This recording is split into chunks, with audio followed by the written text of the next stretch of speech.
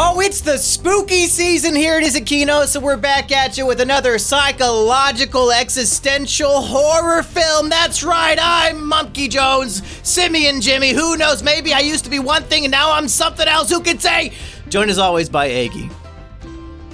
And I'm Justice Smith. Wow, for a ninth grader, you've got a pretty deep voice, Justice Smith. And you kind of look like you're 25. Oh, well, you know, going to sleep every night at 9 p.m. for 30 years really helped me get my testosterone boost. Yeah, if you have a bedtime still in high school, I could imagine having a psychotic breakdown 40 years later. Like, that's going to stick with you. We are also joined by a man who is questioning his gender and sexuality, Erich McCoy. It's Ericha McCoy. Excuse me. Please, did I call you bro by mistake? You did. Please respect my pronouns, which are now she, they. Well, sis, we are here to discuss the Jane Sewerbomb. What's Sewerbomb? Is that her name? I'm gonna call her Sewerbomb. Trans woman made this movie. I've not seen her original film, but I know Erich hates it, so maybe I'll avoid it. Yeah, that's the thing. Like, I did not have a super high opinion of the first movie coming into this one. So, yeah, when I came to this one, I was like, okay, let's see what she can do. And she did something, I would say, pretty spectacular because after my second viewing, this has been cemented as currently my film of the year, my favorite movie I've seen. Hopefully it'll change soon because, I mean, it's not like this is some incredible masterpiece. Year so far. Like, maybe Megalopolis or whatever, maybe that'll replace it, but... I wouldn't stake my bets on that horse right now. I don't know. I kind of like a 3.5 hour chaotic mess of somebody's ego on display. That sounds pretty good. Mm-hmm.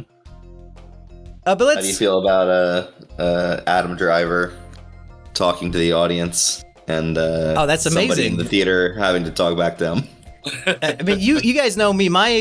My main tenet for making something kino is if it shows me something I've never seen before, which this movie does, and it sounds like Megalopolis will also do, so it's all kino in my book. But I know how Erich feels about this movie. We'll get to that. Eggy, I'm dying to know. What did you think of I Saw the TV Glow? Well, you know, I was really on the edge of my seat waiting for something good to happen, and I think...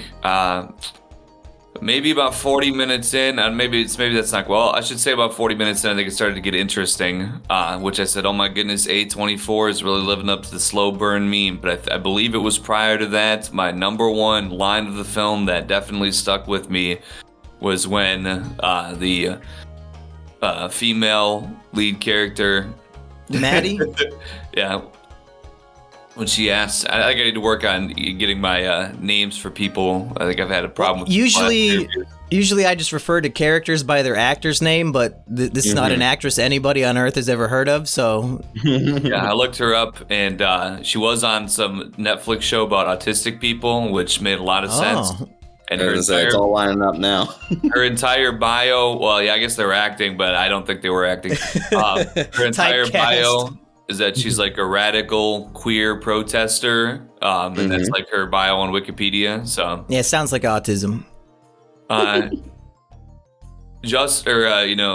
call him. Is this the guy who low-res got canceled on social media for? Okay, now it's all starting to make sense. Everything's starting to come together. And to be fair to low-res, his comment was, if Justice Smith appears in a movie, you know you're about to be like disappointed by the film. And to be fair.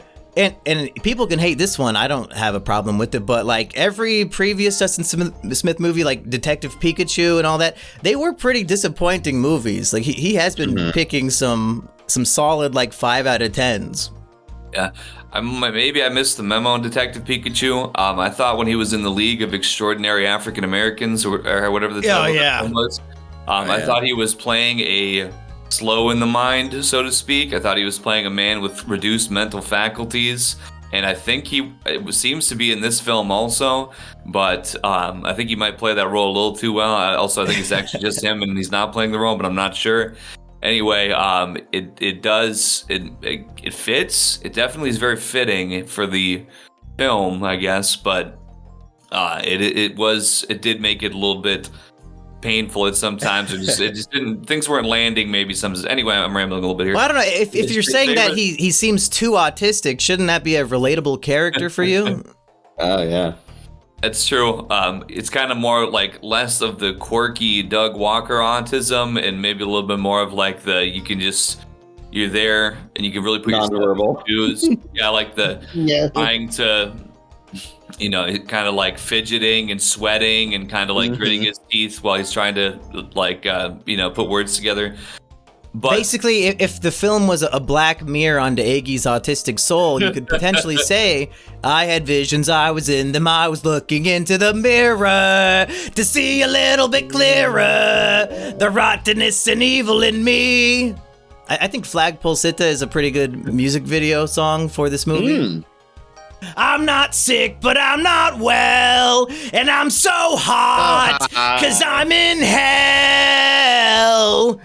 Yeah, I think if there had been like a compilation of him like in the back seat like of his parents' vehicle and like maybe did like a few cuts. I mean, aesthetically there was a lot of good aesthetics, but I'll finish my first point here. He wants to go over to her house and watch the Pink Opaque instead of getting the tapes anymore, and she goes, I like girls, right? Just checking. He's like, oh yeah. And she's like, oh, well, you don't like girls, you like boys? And he goes, I like TV shows. That's right. I started clapping. Yeah. Like Justice Smith, if you're going to cast an asexual character who autistically obsesses over one like preteen TV show, he's the guy to do it. I think he was very properly cast in this film. I would have liked it better if he said, I like movies. Well, and the thing is, he doesn't even like TV shows. He likes only one. Right. Because he likes this one. Yeah. What I love about this, and I'm not going to spoil anything yet. We will spoil the whole movie halfway through, but this is one of those mindfuck movies that I think if you go into it not knowing anything, you will get a much better experience. So spoilers to come, but I like that every other TV show in existence is just a constant laugh track with no dialogue. It's like, what are they laughing at? Why are they just laughing nonstop? Like his dad is just watching that all day. Yeah, so we have Owen. He's a young man going to Void High School, and do you get it? He's got some He's got some asthma. Who knows why he's having trouble breathing? Got to get that inhaler. Basically, it is hard to discuss anything about the film without really ruining the whole thing. So I don't know. The entire premise. Yeah. So what should we say about it now before we dive into spoilers?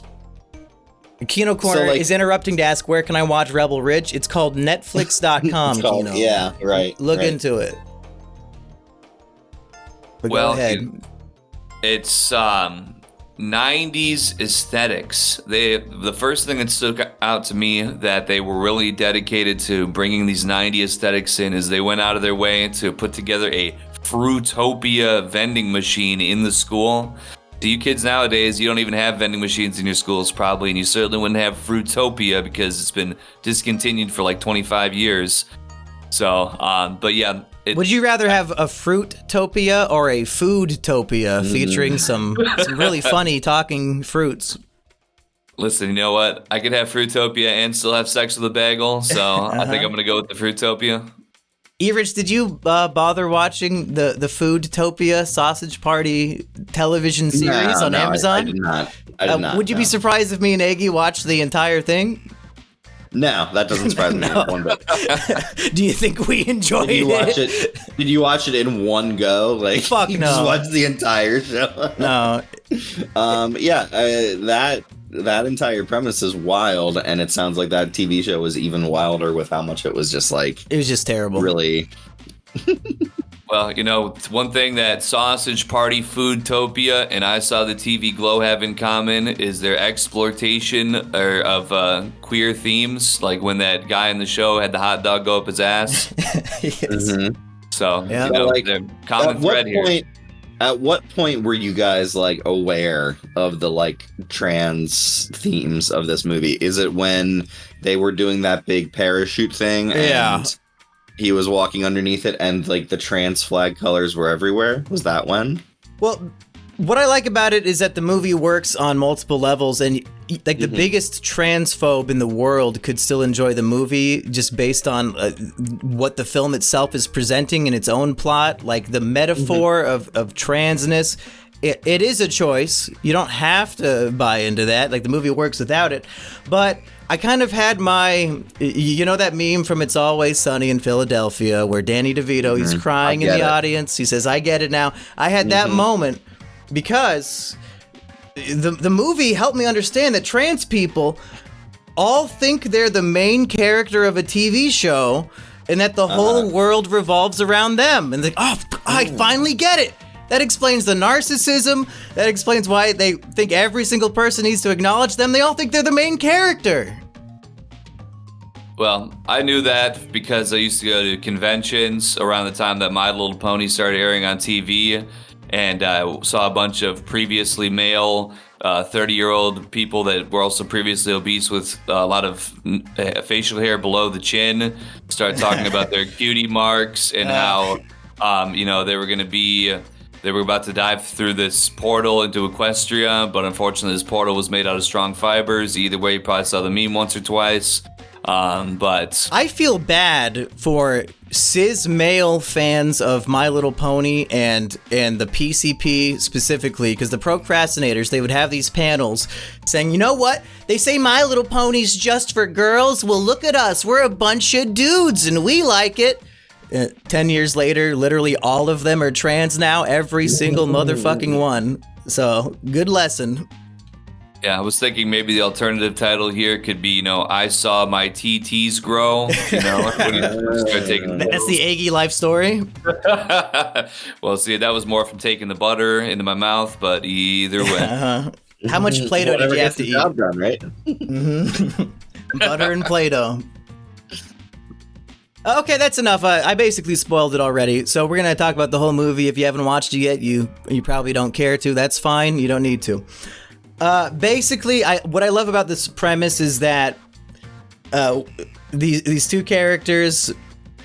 How do you even approach this, Eggy? It's hard because when you break this movie down, it is essentially two teenage characters talking about a TV show that they relate to in some way and feel like they're escaping their petty, terrible lives by communicating with some deeper knowledge or some deeper idea about the world.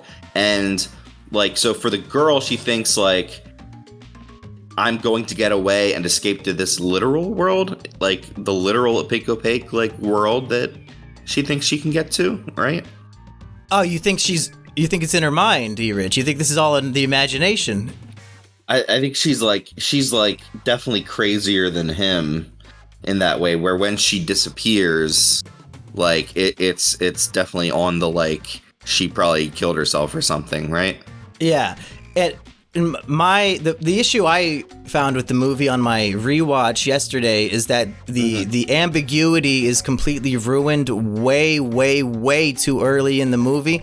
I would prefer it if I can assume that Maddie is an insane person throughout the entire runtime, and then the final scene when he's screaming next to the ball pit at the birthday party, that's kind of the reveal that no, she was right the whole time. But they ruined it. 30 minutes before that, we see Mr. What's his name? Mistopheles? Mr. Melancholy? Yeah, Mr. Melancholy. He just straight up says exactly what's happening and shows a snow globe with Justice Smith inside of it. So okay, I guess you just spoiled everything with 30 minutes to go. Thank you, I guess. One of the things that confused me was later on, so they're watching the show. It seems like a pretty Buffy the Vampire teen kind of show that you could invest into.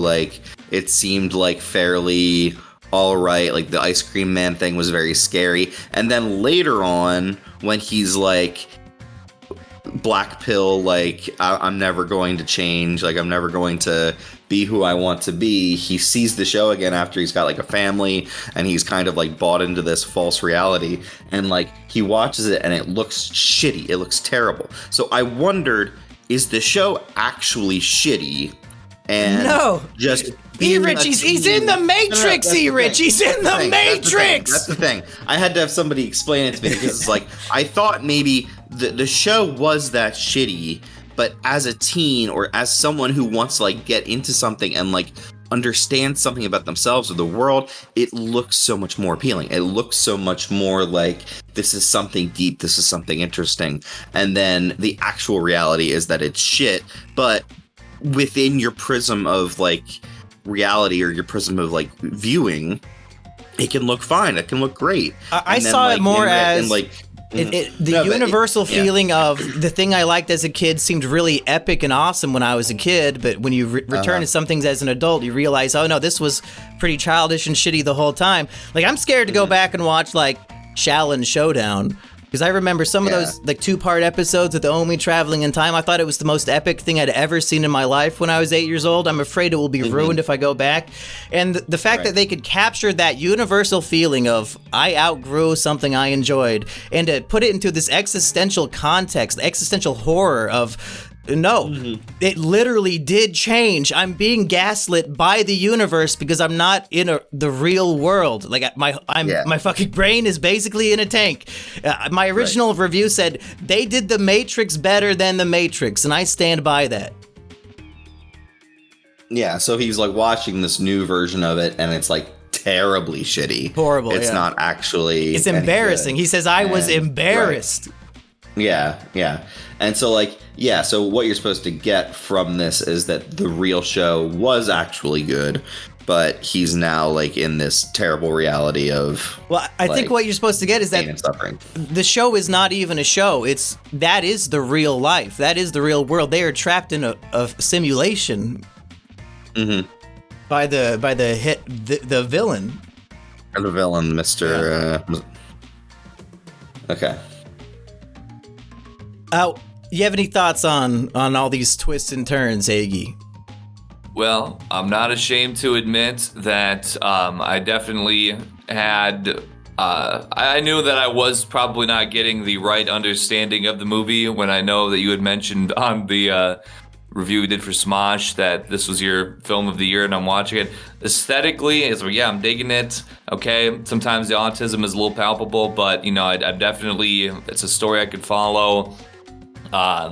And once things start going a little crazy, like I said, it was about halfway through the film, some of these, I was starting to pick up on some of the slow burn psychological horror aspects. I think it kind of just started popping out at me. And so the second half of the film, I was more enthralled by, but I just kind of, It's okay if you hated it, because I legitimately, I was fuming with rage the first time I watched it because I hated it so much. For me, at least, the movie is a bit dull for parts of it. It's like, it's just these two teenagers kind of talking about this TV show in a way where, like, that's true. That's totally what young kids talking about a TV show or talking about this thing is. But, like, even from a script point of view, for me, it just seemed a little bit, like, trite and, like, not interesting or entertaining. It's just these kids kind of like speculating about this TV show. Yeah, I think this premise works better as a short film. This could have been 40 minutes, because how much movie do you need to tell the story of these two kids are obsessed with the show and it turns out they are the show. They are the show, right. And they have to like pad out the runtime with 2 full musical performances. Like they're at a bar, they just play entire songs. Did not need any of that personally. Like there's a reason why it's not a 5-star movie. Right. Yeah, and then also kind of in the same way where, I don't know. I guess I didn't know also that the director is a trans woman. It seemed like whoever these artists were, having been to Los Angeles multiple times myself and watched some of the music there, to me that was sort of, once again, not to use this word too much, but palpable. It was like my ears walked into the gay bar, basically. Not saying I did, I've walked by them. But yeah, once I started like hearing, I don't know, something about the performance. But yeah, the fact that I think that it basically takes such a time, I guess, because I feel like this first 30, 40 minutes, there's some cool graphics, there's some cool juxtaposition. I think there's never the cinematography. It's not exciting necessarily, but it's never bad. It's always got an aesthetic quality to it. But it just, the fact that it felt like it dragged, and that that's like the most like autistic part. And this is not a pejorative, okay? I have the card, I can say it. But just like, it's just awkward and just doesn't feel very engrossing outside of the aesthetic qualities that I was kind of taking in. Well, and not to defend it with the I was only pretending to be a retarded sort of argument, but in a film about how like he's trapped in the suburbs and it's hell and he's not living his real life, and it's just like, his life itself is very slow and boring, and the movie reflects that, but it does affect the audience in that negative way as well. So I guess I can't defend it, but I see why they did it, and I appreciate it. Right. It's definitely trying to put you in the same mind space as he is in. Right. And kind of trying to show what that existence is like his direct life from a suburban kid whose parents kind of don't understand him, and then he's trying to find ways to express himself and come out of his shell, and then kind of realizing the world as it is so constructed, and then he falls into that trap and his life gets worse. And he's just existentially plagued, and so this is the part where I don't like Justice Smith for a good chunk of this movie, just because I feel like he doesn't have enough going on as the character, and then with the dialogue that he has to say, that I really like the performance. And then when the end of the movie hits, and he's just so burdened by this, and it looks like he's dead inside. He's dying. So perfectly. His heart is inside an industrial freezer for 50 years. Mm-hmm. Yeah.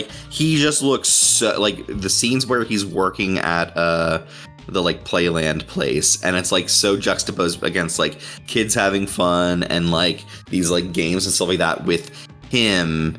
Just and his asthma has gotten worse. Everything about his life has gotten worse, and he is so good at playing that. He just seems like he's gonna die at any moment. Yeah, his asthmatic breathing is very good.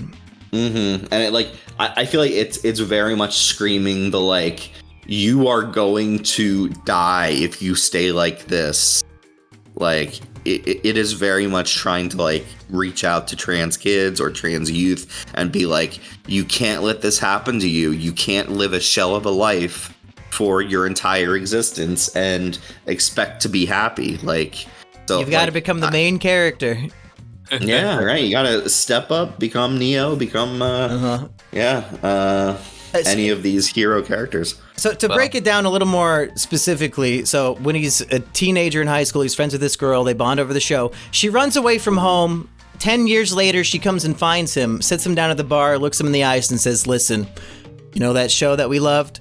It was real. Those main characters are us. The bad guy has us trapped in this Matrix mind prison. You need to take a leap of faith and trust me. The only way we can get out is to bury ourselves 6 feet under inside a coffin, have somebody pack in the dirt, and then we have to shit and piss ourselves until we, fall out of our own mind, and then we will be back to where we need to be. I just came back from there. I'm here to save you.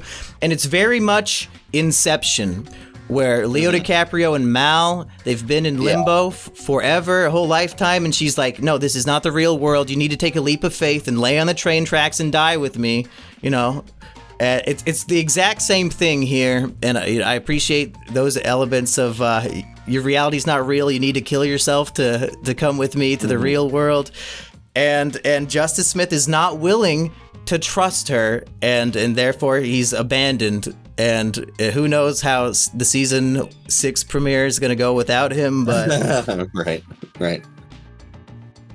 Well, even outside of these high IQ elements that I probably didn't pick up on significantly, other than because I took it right at face value. I was like, that chick's crazy. Yeah, and that's what you're supposed to think. And the mistake of the movie is that you should be able to reasonably believe that she is crazy until the very end.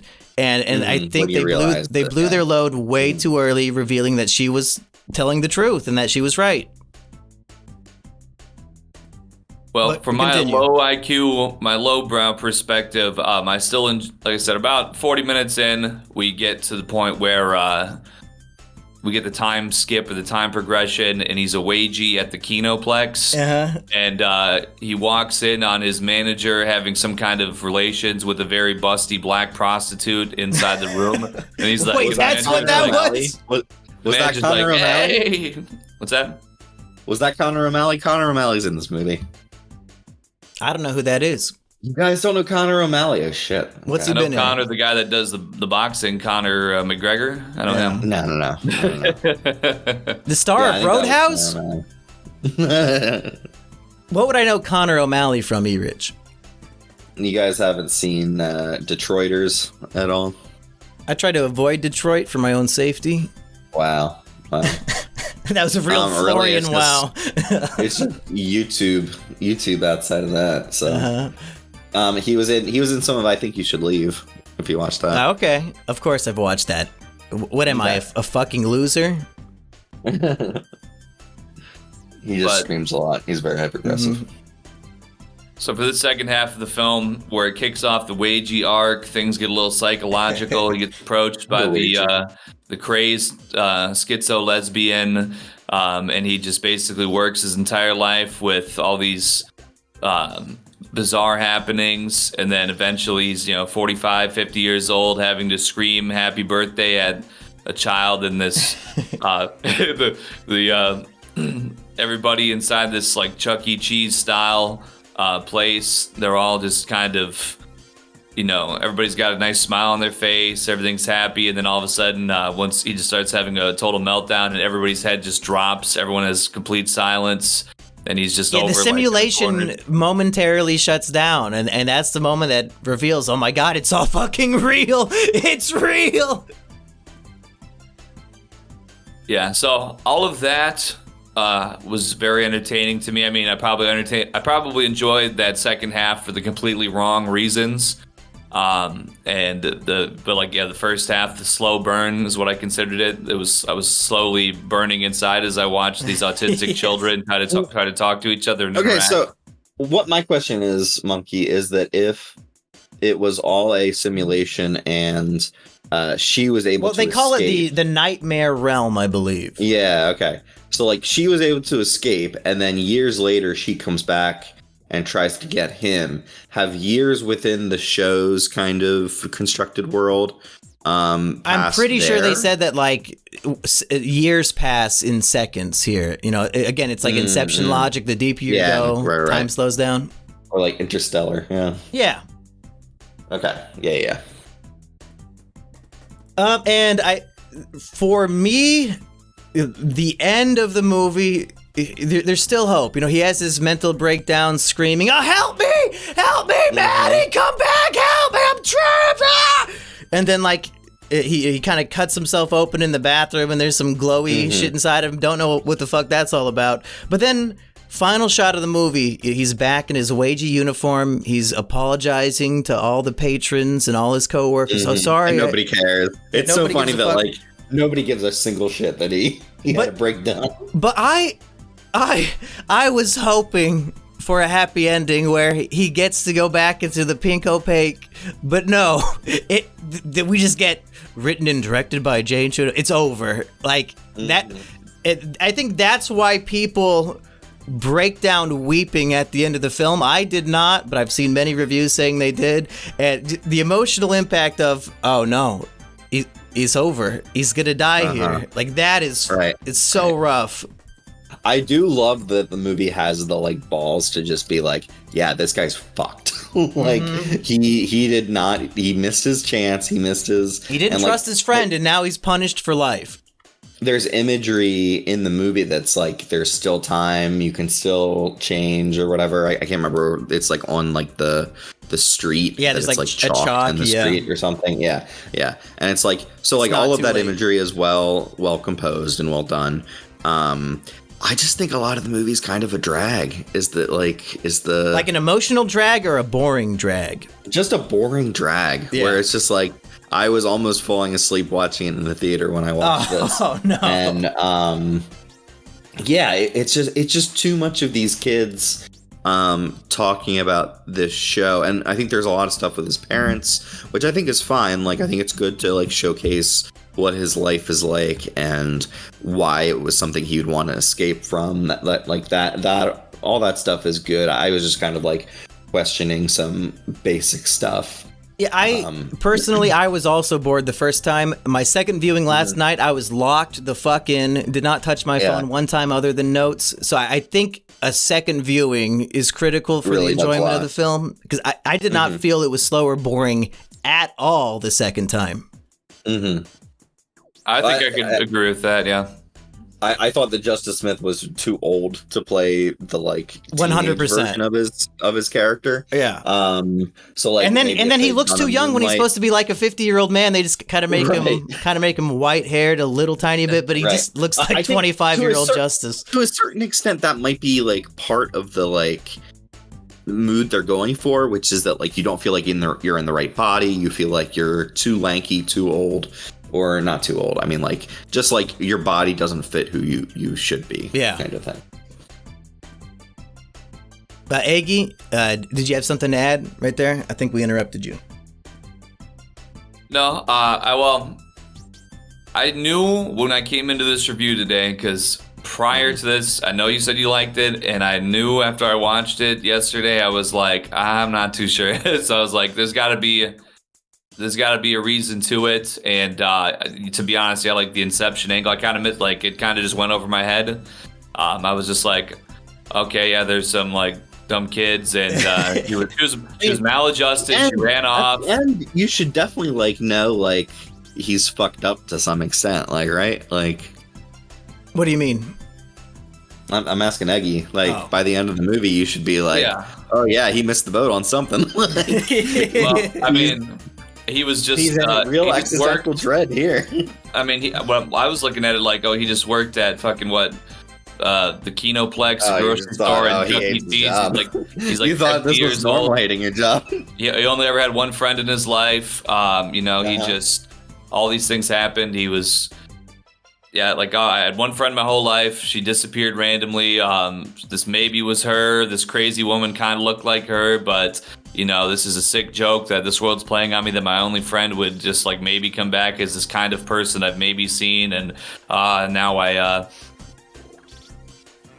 then basically just continue suffering miserably alone. I mean, listen, I'm a man, I get it, so then as he just has a mental breakdown at this child's Chuck E. Cheese place, I think he's already losing his mind. He's probably been isolated for like 20 years. Another child has a birthday. I'm literally going insane. Why aren't they celebrating me? I didn't mean to cut you off, Egg, if you had a thought to finish.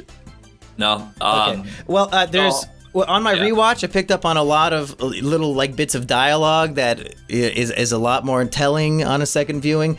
And again, to the element of I'm rewatching a show from my childhood and it sucks, like that universal feeling, and then incorporating it into this existential horror. There's another line like that where that same scene where he says, "I don't like boys or girls, I like TV shows."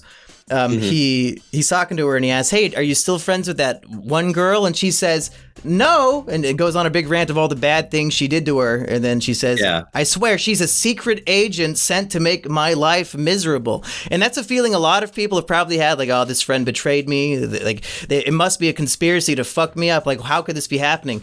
But in this case, it literally was true. Like, every person they know is not a real person. They're all just there to make their lives miserable. I mean, I definitely have felt that way sometimes in life. So, it was. I was kind of like, am I reading into this the wrong way? It seems that way, but I've also felt that way in real life. So, like, do I just have the same psychosis as these characters? And I do love TV shows more than I love women. It is what it is, but that's easy to do. We have gone for a fucking full Kino episode, and I've covered everything I wanted to say. Did you guys have any final thoughts on this fine film? I did like this. Like, I feel like, especially my Letterboxd review, and I always want to like hedge my thoughts and be like, as much as parts of it didn't work for me, I get the appeal of it overall. I get that like it's a very important message for young people to see that like you can escape this shit reality that is coming right in front of your eyes. You can escape from the suburbs. You can escape from being in the wrong body. You can escape from this constructed reality that the entirety of existence has laid before you, and make yourself into the main character. You can make yourself into the hero that you need to be in order to live a better life. I think that's a very good message to give to kids. Yeah, don't let life pass you by. Take a risk every once in a while and pursue the life you want to live, as opposed to the life you kind of handed. Like, he just accepts, he gets the house inherited to him. I guess I'll just stay here forever. Like, no, do something else. Sell that fucking house and move to a new state, dude. And so, like, yeah, you can watch your life slip away very, very slowly and not make decisions that will make you happier. But fuck that. Make decisions that'll make you happy. Like, you only get one life. One way and you're not hurting anyone, fucking do it. Like, yeah, it's a dumb way to live if you're ignoring very basic things about who you want to be. But yeah, like, a lot of the movie to me was just a bit boring, a bit on the nose for what the characters are saying to each other constantly. I know that they're really trying to like get the point across, but I think I got the point. How long is the movie, by the way? Like 100 minutes. Okay, so it's not that long, really, but I think you could easily cut 15 minutes. Oh yeah, that's why I said short film would be perfect. Like, cut out those little music videos and we're down to like 50 minutes. Yeah, it definitely feels like it's like between the mood and the like tension and like trying to like create an atmosphere in which you feel like you're trapped in this world, and you desperately want to escape. Like, I feel like that stuff's all effective. It just like, so like it, I also think it's the actors. I think they don't have a great script to read from. They have a great like idea. They have a great like mood, and like all of that stuff combines into something that's genuinely interesting and genuinely like good. It's just that it's a little bit hard to follow for pieces of it. So yeah, it's good. Final thoughts, Eggy? And you gave up on your Letterboxd after watching The Simp on Tubi. So, I mean, if you were going to review this, how many stars would you give? I mean, I could probably give it 3. Yeah, I think 3 is fair. I think between the elements that I missed, now I understand it has. I feel like it's something that you need to maybe one day after watching it was too quick. I know you said that the second rewatch really drove home some of the points. I could see that. I think that aesthetically it was good. I think that it was well shot. It definitely captured the atmosphere that it was looking to capture. But yeah, I felt the actors were a bit lacking in charisma, which I guess once again it fits and it makes sense. But to me, it just didn't. I did not really enjoy like that first 50% of the film a whole lot. Like, it was just kind of humdrum. Let's set it up but the way that I see it, okay, this, like, I know we just had this discussion the other day of, like, objective versus what you actually enjoy.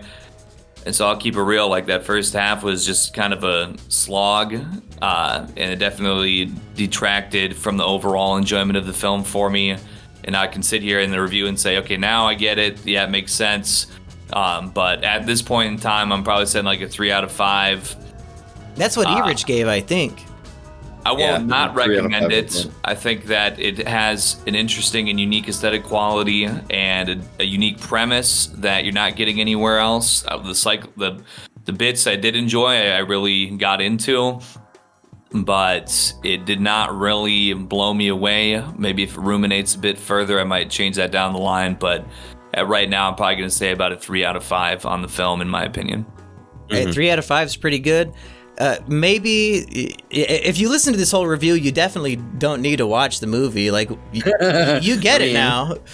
I mean, if these themes apply to you, or if like you're looking for some kind of escape from the terrible world in which you live, or want to ruminate on that terrible world, maybe you can watch this movie.